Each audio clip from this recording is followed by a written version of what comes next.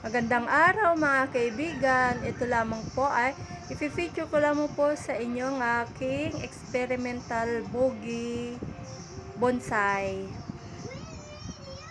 Actually malaki na po yan, inirepat ko lang. Gawa po ng parang nagwa-wild na siya. Pagtanggal ko po dun sa paso na pinaglagyan ko, ayan po ang kinalabasan. Ang ganda pala.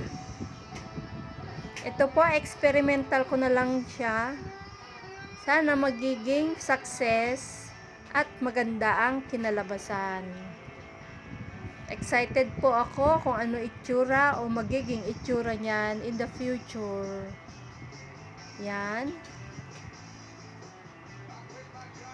Ilang months ko kaya makikita ang kanyang magiging itsura. Yan lang po.